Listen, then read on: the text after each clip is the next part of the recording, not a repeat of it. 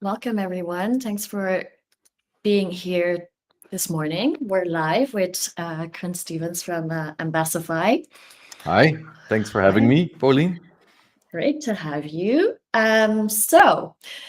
Welcome to this live webinar. We are here today to talk about how you can amplify your webinar distribution and attract the right audience. Just before we get in, just a little bit of housekeeping.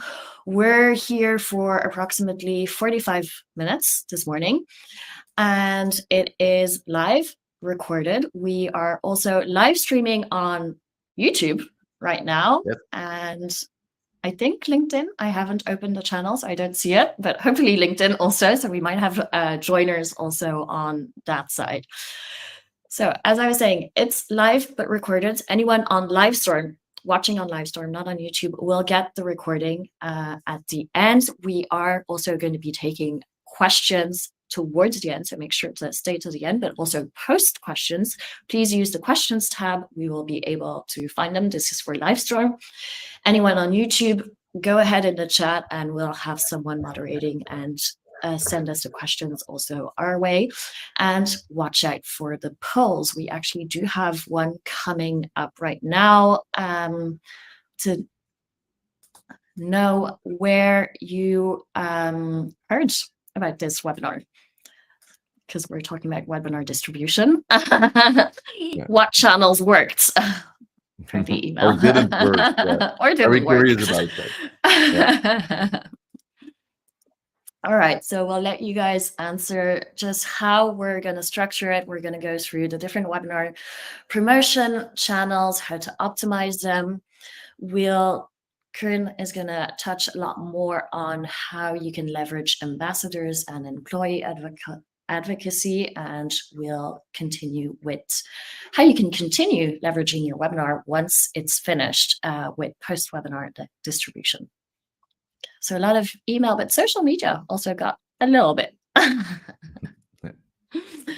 Please, I'll let you introduce yourself, Kim. Sure. Thank you, Pauline. Guessing we were not going to do it in French, Français, but in English. I think most of our viewers will prefer that. So here we go. So yeah, I'm Koen. I'm CEO or word of mouth director, as we like to call it at Ambassify. And Ambassify basically is the most complete advocacy and engagement platform out there. We help our customers to save paid advertising budget, also recruitment costs, which might be a bit less relevant for this talk today. And we do this by using the best asset basically that you have in your company, being your employees. You bring them together in a closed community, and within that community we also use gamification elements, etc., to make sure that people are having fun while also really building business value for the company. We do this for a lot of big brands, mainly in Europe, and today I'm very happy to share how we specifically help these brands with promotional campaigns that they run.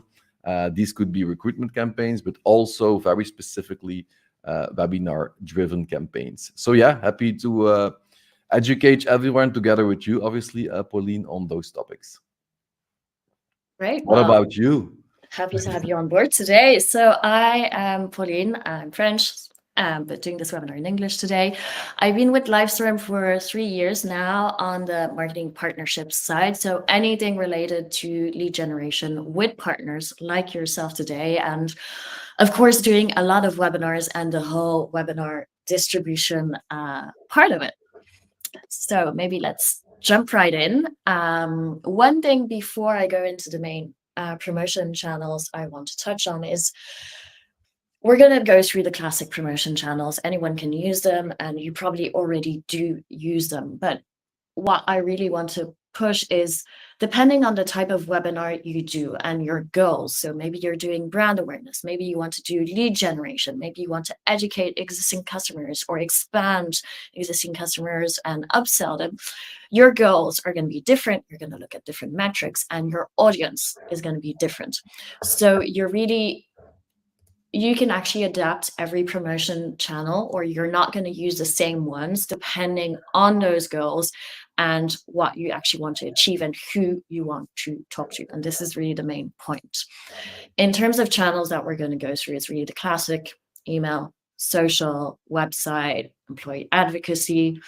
There should be a poll coming, so you can let us know which channels you actually use today, which ones you prioritize. Important thing is really to track with UTMs, so you actually know what is performing or what isn't. What on your side is your prioritized social distribution channel? Yeah, obviously, I have to say employee advocacy, right? As it's the core of Obviously. the company. But we have to be honest, we also do email marketing and social media marketing, which is obviously very closely related with employee advocacy. A bit less on the website front, to be honest. And it's interesting. Okay.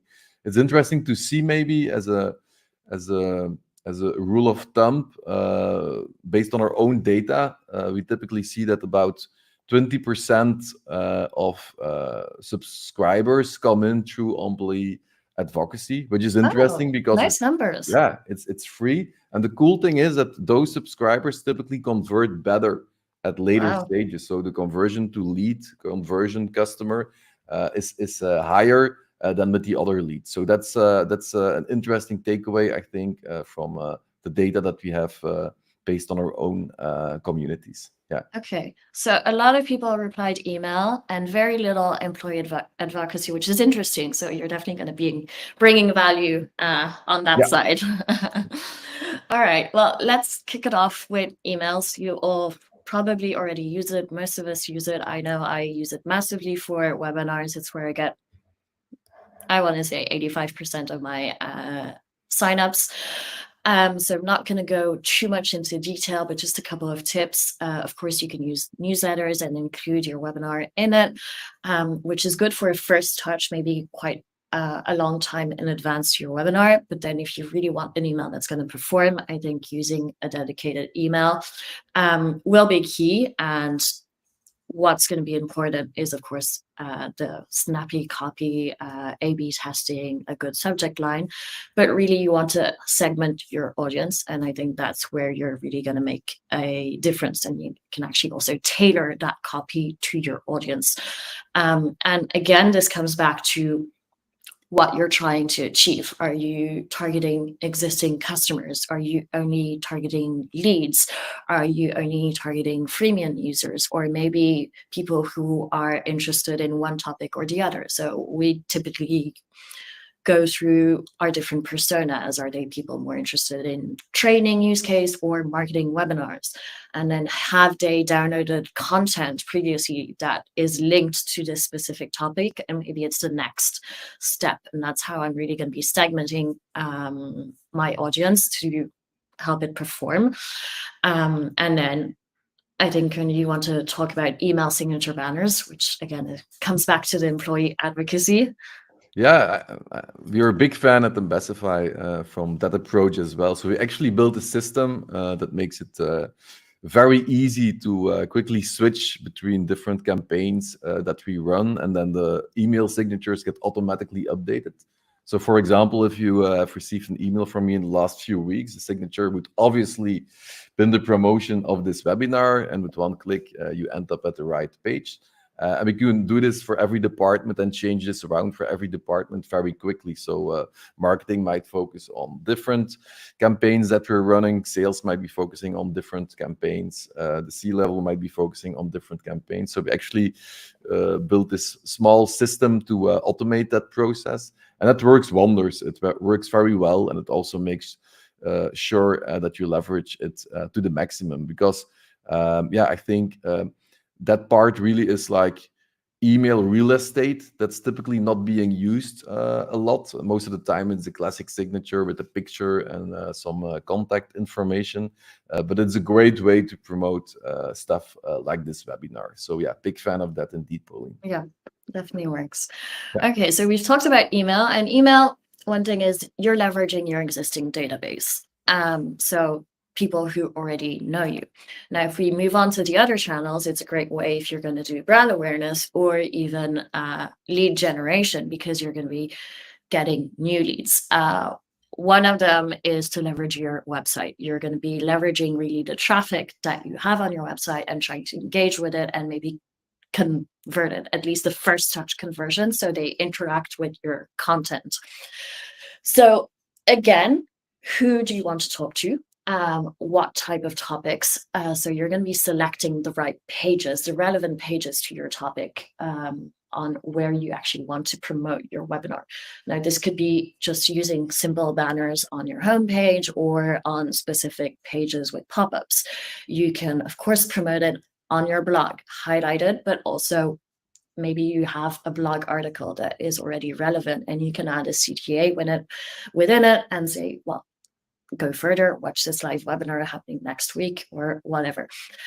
Leverage your chatbot if you have one and have a specific playbook for maybe 1 week or 2 weeks, promoting this specific webinar on specific pages. Again, I mean, maybe not on the homepage. That might be a little bit too aggressive or not relevant. Maybe not on a pricing page.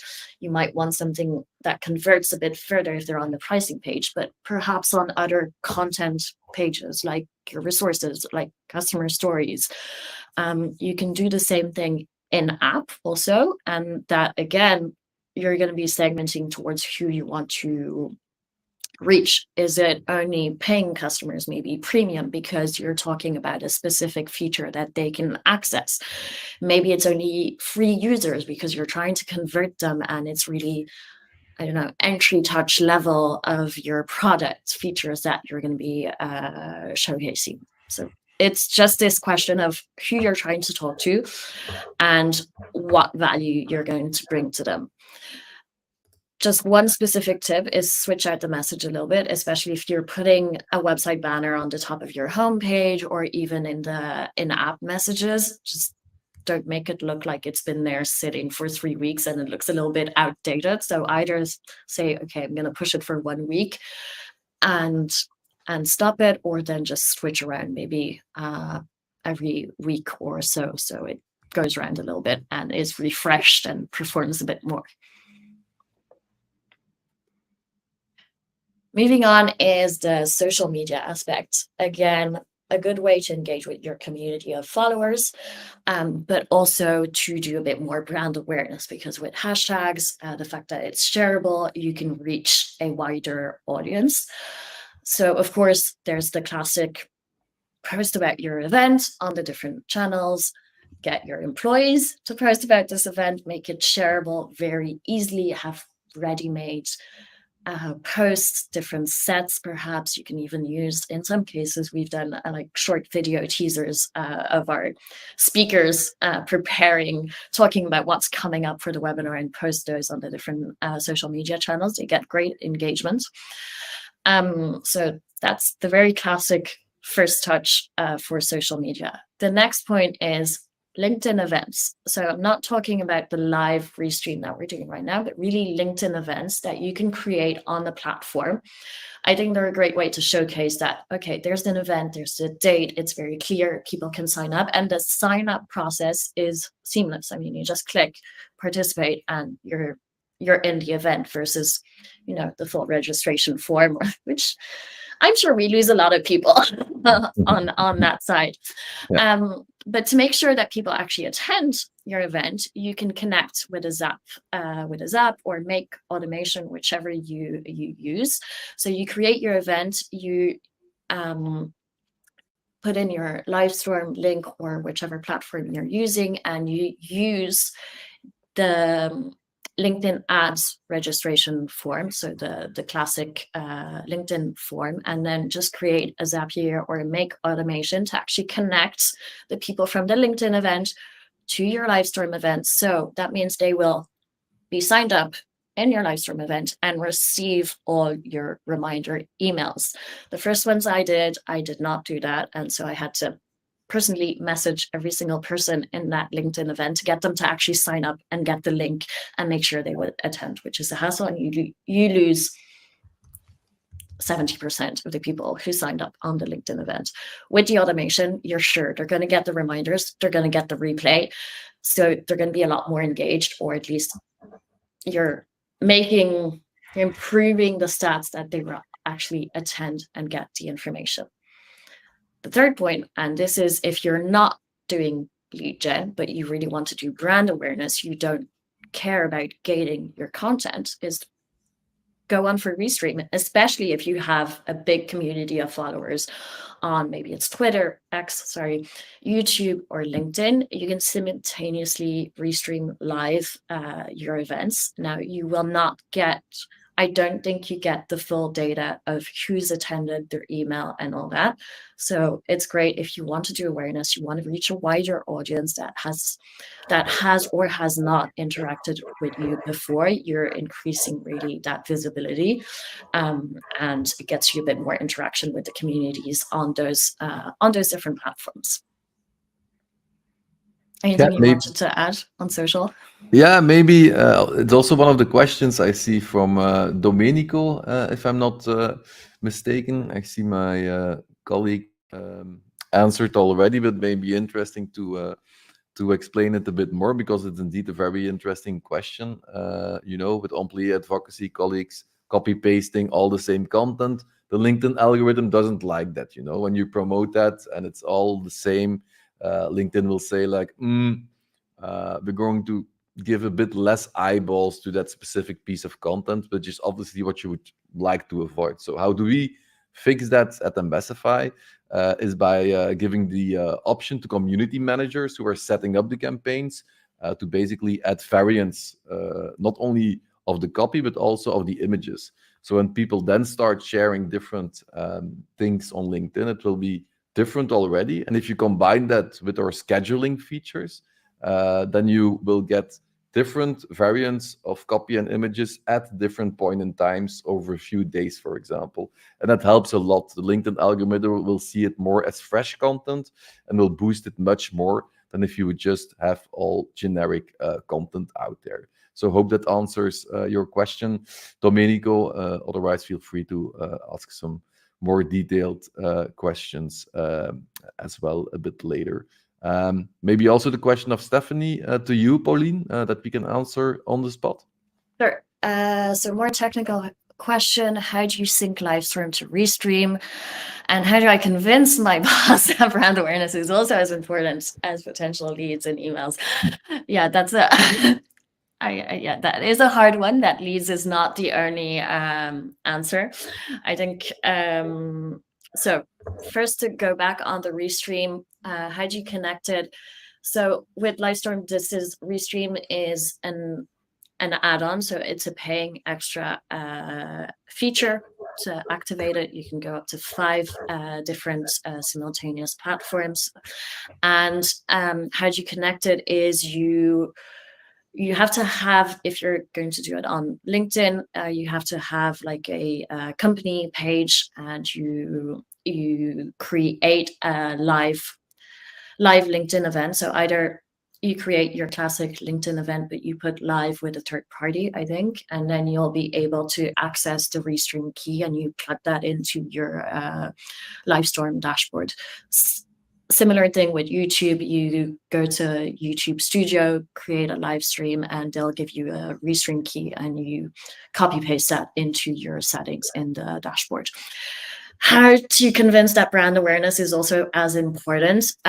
This is a hard one, but I think there is this trend where more and more companies are going towards ungated.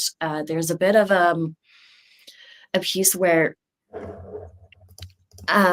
people are less willing to give their data to actually access content.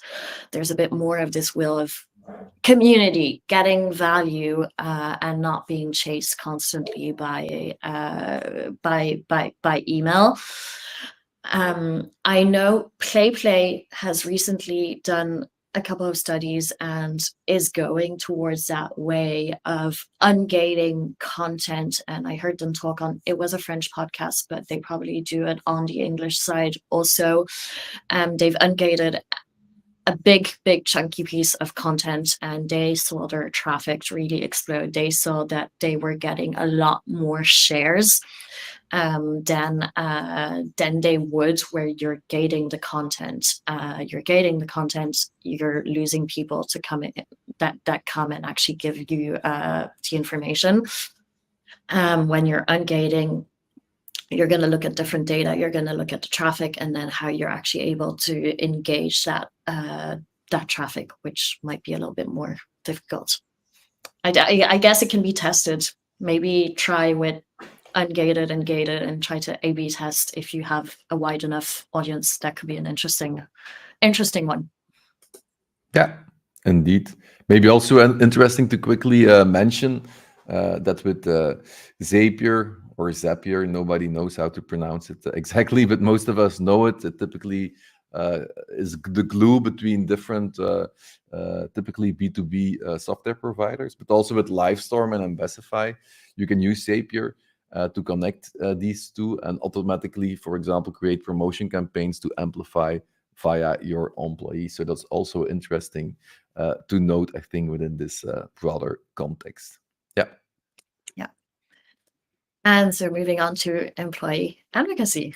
Wow. Thanks, Pauline. Let me start with a small disclaimer. You might have heard it already, or maybe not. It depends on how strong my microphone is in picking up signals.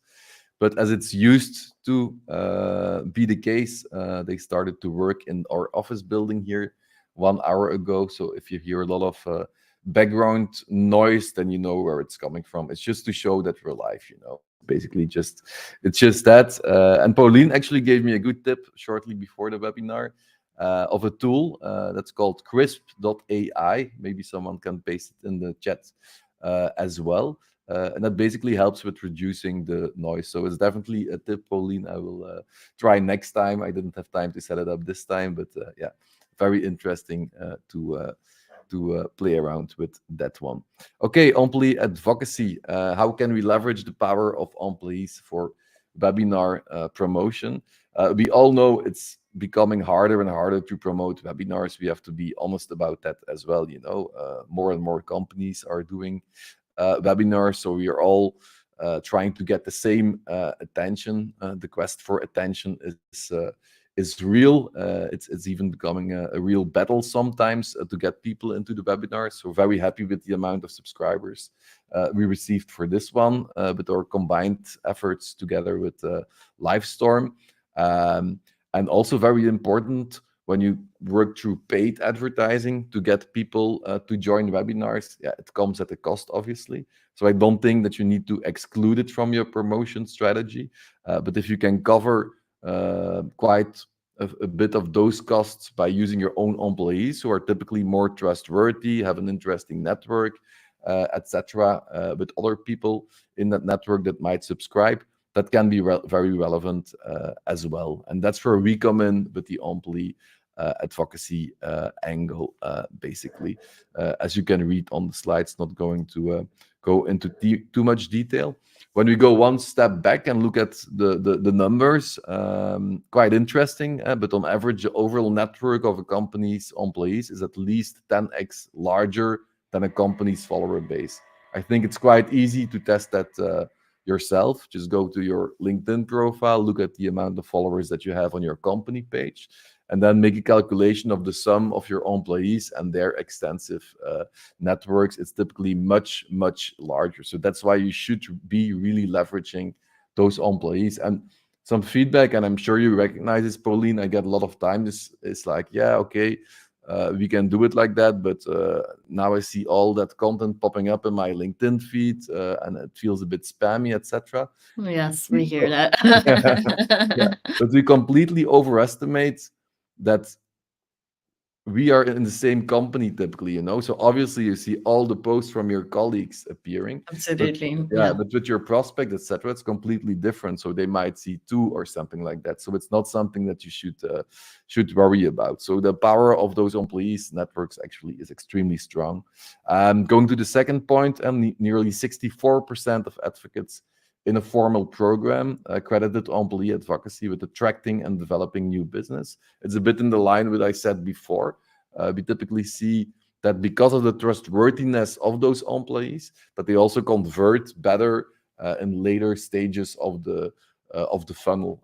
So that's very interesting to note.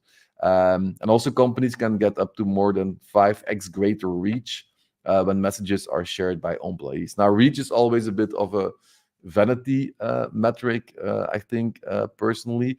But you need reach. It starts with reach, and then you should look at the conversions, the clicks, obviously, the subscribers, and then what converts into leads and new business.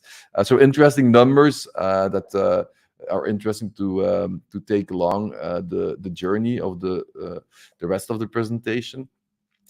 Because yeah, it's just very interesting. It's not just about expanding the reach on social media as we speak about on this slide, but as I just said, also reaching the right audience to do that, because all like employees have a much bigger and more relevant network typically than companies. For example, on company pages, you also have a lot of people that would like to work for the company, etc., but might not necessarily be in a company that's in your ICP, that's in your target audience. So it's also very important to really build that credibility and build that brand trust at the power of personal recommendation, as we would like to call it, and really attracting the right people, as I said before, because the employees typically have the right people in their network. So try to leverage that with the variants that I spoke about before, with the scheduling features that I spoke about before, to make sure that the LinkedIn algorithm doesn't punish you, and that it really enables you to create as much buzz around the webinars as possible. So on the next slides, I will talk a bit more on how you can achieve this. So there are two key campaigns types that we have within the platform that work very well, and I will explain them in more detail. The first one is the affiliate type of campaigns, and the second one is the referral type of campaigns. So with the affiliate links, it's very easy. So basically, the community manager of the platform will set up a campaign to promote the webinar, might set up the variants, etc., as we discussed a few times now already. And then people can just share that post, the employees can share that post on the different social media channels that we support. This is just a small subset. We also support Xing in Germany, for example, or WeChat in Asia, but those are the key channels. X, we have to say X and try to remember it, right, Pauline? And LinkedIn, Facebook, obviously, they're typically key for webinar promotion, especially LinkedIn in our case these days. So what happens is people just click on the LinkedIn button and it's automatically being shared on LinkedIn. More importantly, it's also through conversion pixels, etc. We can completely track it and see who brought in new subscribers into the webinar. So that makes it very easy to do this. You can do this with webinars, but as I said before, you can also do it with vacancies, for example. We all pay too much money to get the right people in the company by working with recruitment agencies. Nothing against them. We have great customers, by the way, that are in that space. But yeah, it's expensive, you know. It might cost you 10, 15, 20K to get people on board. So that's why you can also use your employees, again, when you have vacancies, to spread those vacancies. And we noticed it ourselves, you know, we some of the people that are today in our company actually came in through the employees.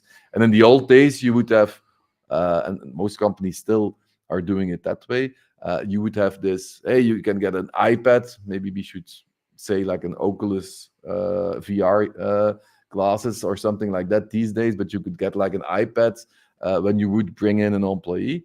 But there was a very high chance that there were some errors in that process because it's all very manual, like we did it in the old days, you know. So today we're living in a digital environment, obviously, so we can really track everything in the best possible way. And then it becomes very interesting because then you can see, for example, like, hey, Pauline shared this vacancy or webinar promotion 1 week ago on LinkedIn.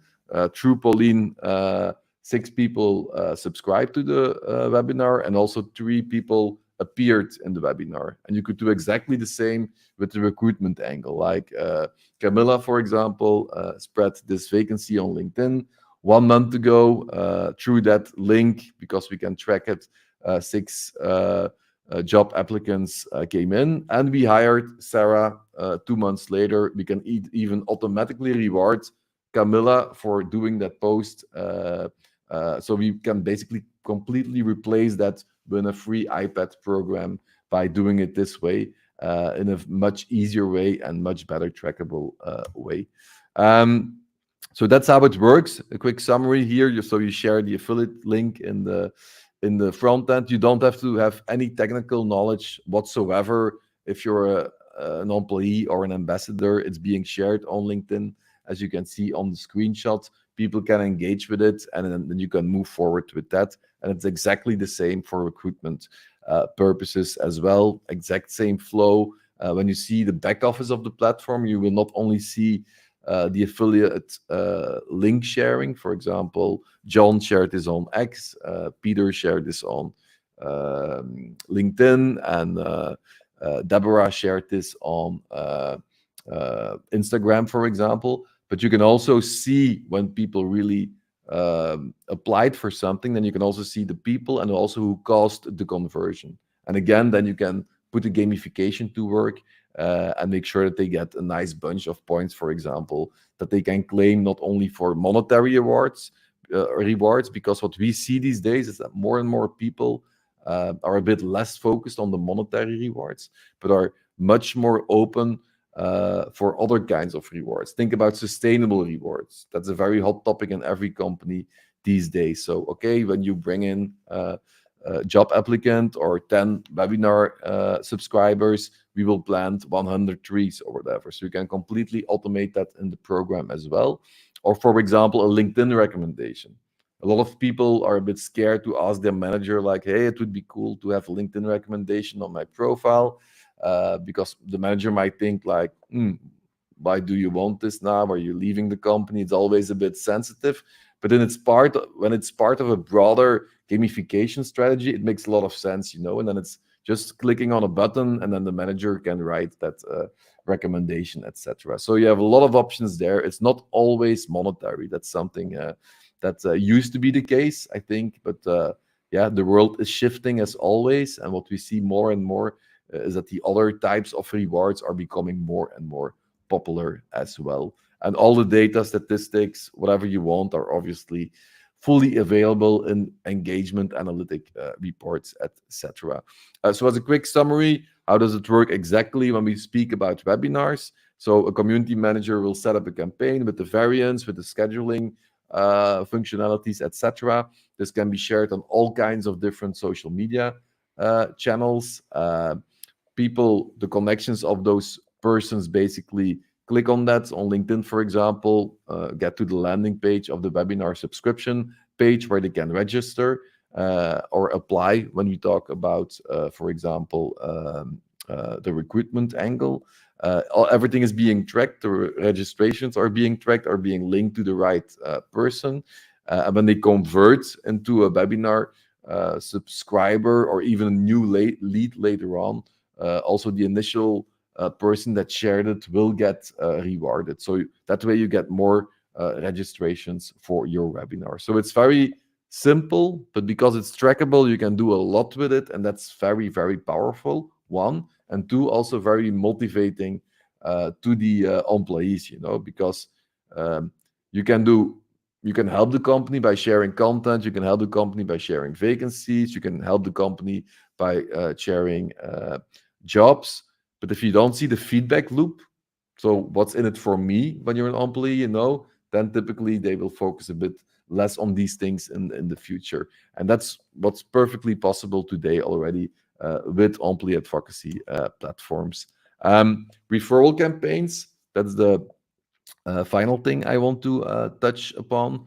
That's just a different approach. The main difference is that with affiliate links, you need conversion tracking and pixels, obviously, to make sure that it works. With referral campaigns, it's not the case. You will basically just ask your advocate or ambassador, like, okay, who else would be interested in this webinar, for example? And they can just fill in the data, first name, last name, email. That person will get an email and can easily subscribe. And we can also see that subscription came in through the initial person that shared it through the referral campaign. So how are these typically being used? Obviously for webinars, as you can see in the last point in this bullet list, but also to build your customer base, for example. Why not use a referral campaign to ask your best customers to refer other potential customers in their personal network? So that's a very interesting one that can also work wonders, because again, sometimes it's a bit, not everyone likes to ask it in person, do you know another company, etc. So it's an easy way to do that as well through such a program. The same with the employee referral programs. Hey, employee brings in another employee. I talked about that before. It's all the same mechanics. It's just another approach, some other copy, etc. And you can do exactly the same. And also growing the community, for example, with like-minded people. So Ambassify is a community-driven platform, and it's very easy within that platform to, for example, have an active ambassador invite another ambassador into the program. So you also get a bit of a viral effect. And obviously, the webinars, which are the key focus area of this presentation today. So a lot of use cases with very simple mechanics, but with very strong results, as a quick summary. As a final point from my side, what I really like as well is the crowdsourcing part.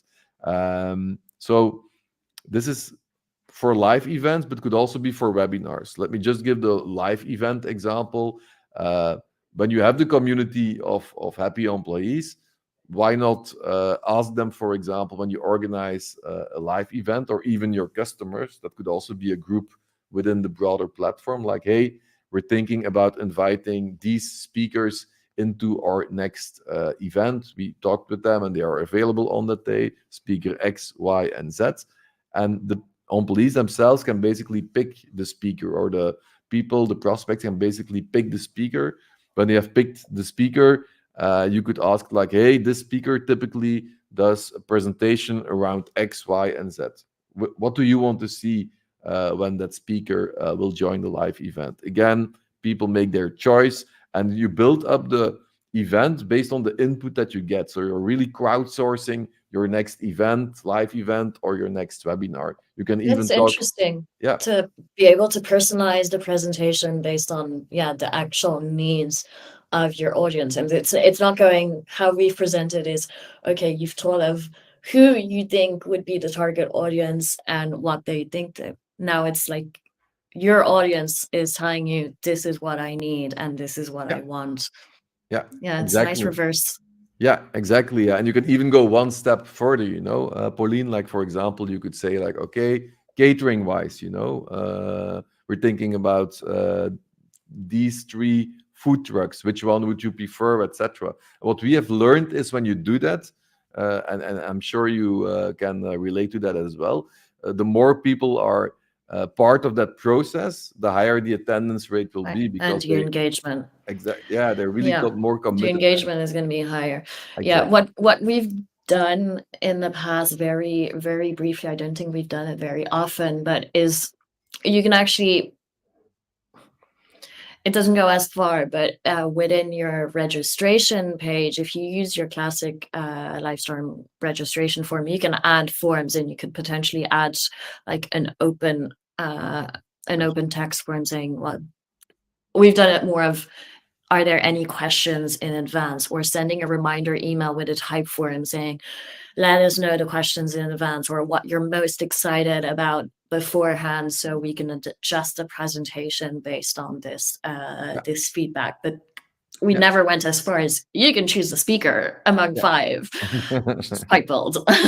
Let's try to work it out in the future, I would say, Pauline.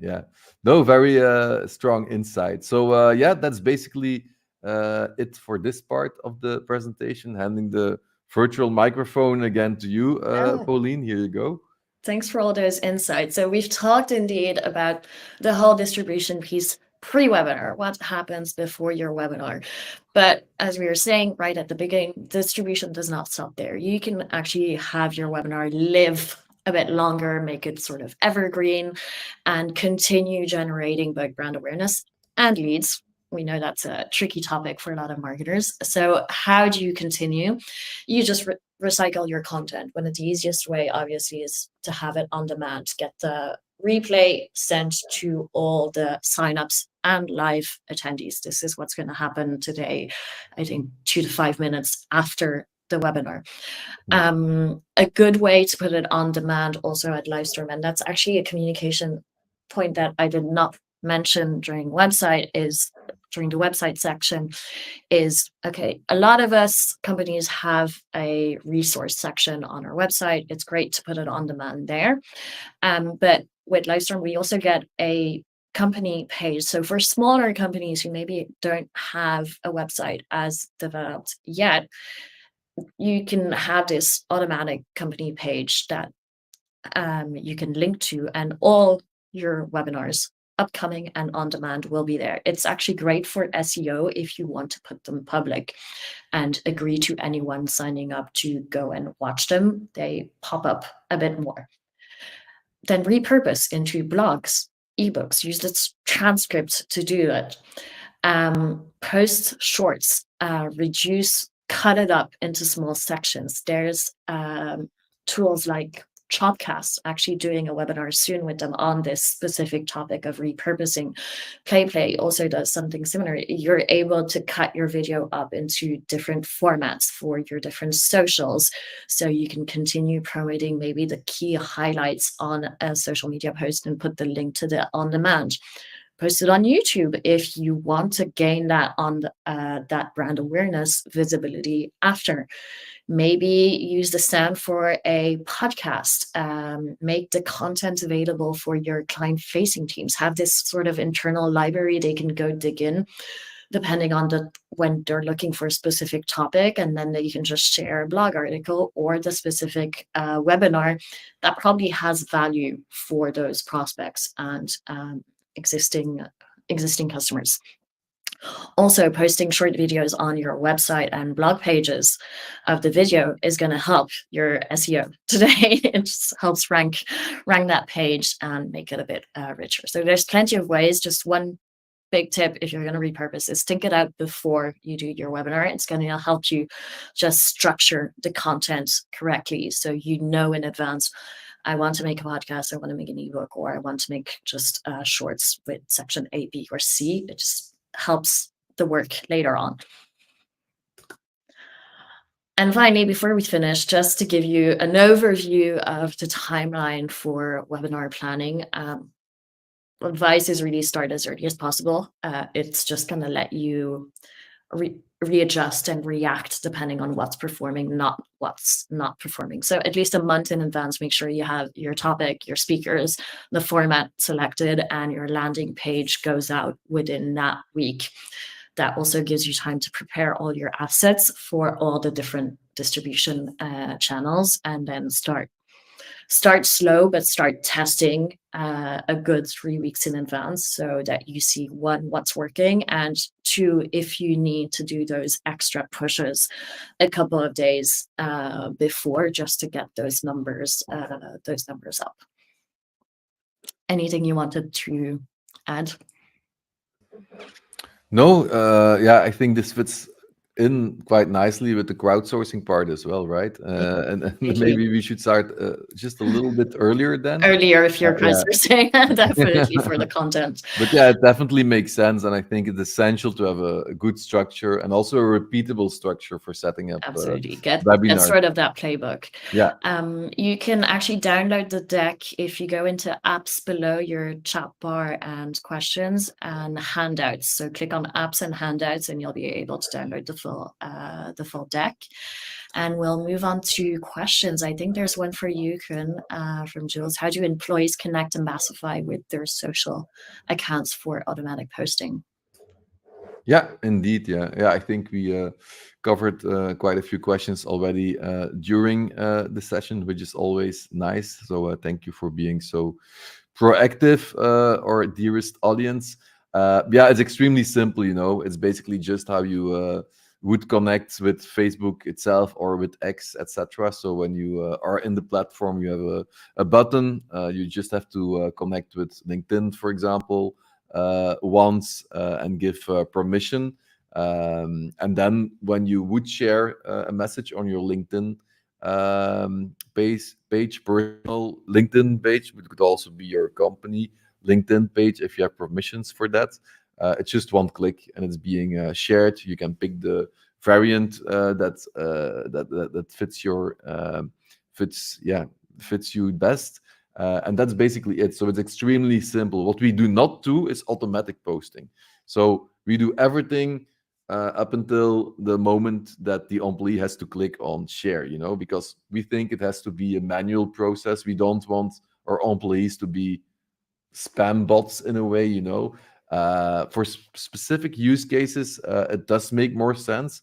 Think, for example, about C-level who are extremely busy and they don't have time, and they might have someone who moderates that content and to see that it fits with the profile of a C-level employees within the company. But in general, we advise against that and try to make it just not fully automatic, but just at the final part, one final step. But the connecting, Jules, is extremely easy. It's a few clicks for the different social media networks, and then you can just work with them moving forward. So I hope that answers your question.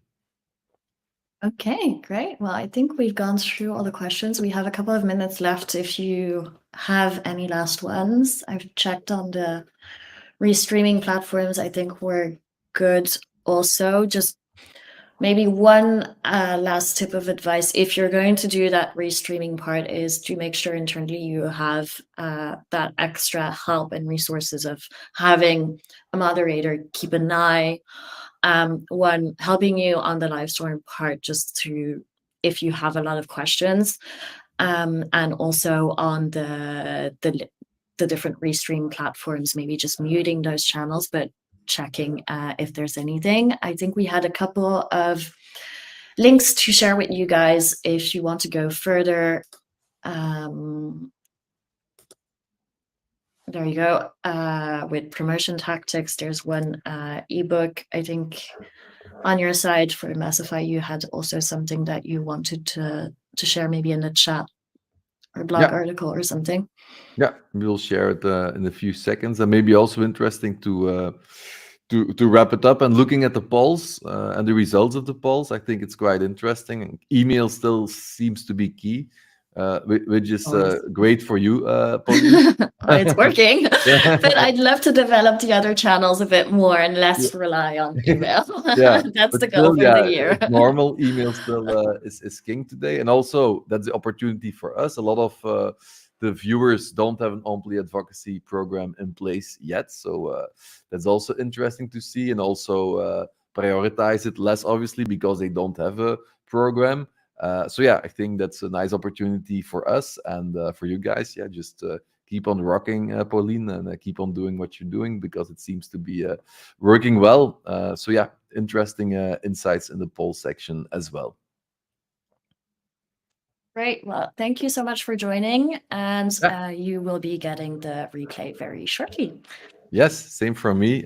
Thanks for the interesting chat, Pauline, as well, and the stuff I learned today. And I hope the audience learned a few things left and right as well.